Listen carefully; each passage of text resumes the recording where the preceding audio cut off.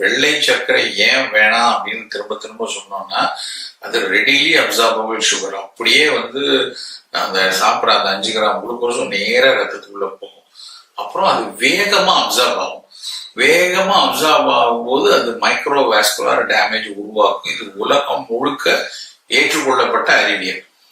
இப்ப வெள்ளமோ, நாட்டு வெள்ளமோ, பனை வெள்ளமோ அதுவும் சக்கரை தான். அதுவும் கிளைசமிக் லோடு நிறைய உண்டு.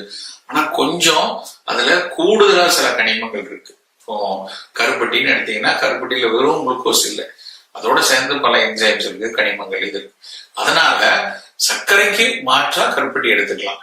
ஆனா அதுல ஒரு முக்கியமான கவனிக்கிற விஷயம் என்னன்னா, இது இயல்பா எந்த நோயும் இல்லாதவங்களுக்கு. ஏற்கனவே சர்க்கரை வியாதி இருந்து 250 வச்சிருக்கேன், HbA1c 8.3 இருக்கு, நான் ஒயிட் சுகர் எடுக்கிறது இல்ல, கருப்பட்டியில எனக்கு வந்து நான் வந்து பணியாரம் சாப்பிட்றேன், கருப்பட்டியை நிறைய அள்ளி போட்டு சாப்பிட்றேன்னா அதுவும் தப்பு. நீங்க சர்க்கரை வியாதி இருந்தா இனிப்பு சுவை உள்ளதுல பழங்கள்ல கொய்யா, ஆப்பிள் மட்டும் எடுத்துக்கொள்ளுங்க. இந்த பனங்கருப்பட்டி, வெல்லம் எதுவுமே வேணாம். இது ரொம்ப ரொம்ப அந்த புரிதல் தெளிவா இருக்கணும். வெள்ளை சர்க்கரை வேண்டாம்னு சொல்றதுக்கு காரணம் சர்க்கரை வியாதிக்கு மட்டும் இல்லை, ஈவன் பல நோய்களுக்கு வந்து இந்த வெள்ளை சர்க்கரை வந்து இதா இருந்தாலும் அது வேண்டாம். சின்ன குழந்தைகளுக்கு, குட்டி குழந்தைகள், வளர்ற குழந்தைகளுக்குலாம் வெள்ளத்துல, கருப்பட்டியில அது மாதிரி செய்து கொள்ளணும். மற்றவங்க வந்து சர்க்கரை வியாதி இருக்கோ இல்லையோ 45 வயசு ஆயிடுச்சுன்னா எந்த இனிப்பா இருந்தாலும் அதை குறைத்துக் கொள்ளும்.